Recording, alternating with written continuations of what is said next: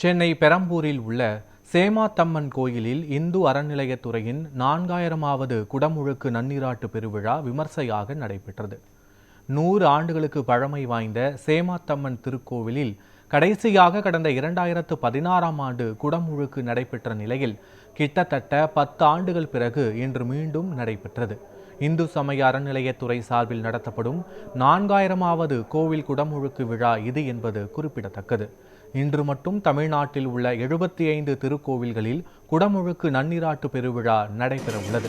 திமுக ஆட்சி அமைந்த பிறகு இதுவரை 4044 திருக்கோவில்களில் குடமுழுக்கு நடத்தி முடிக்கப்பட்டுள்ளது.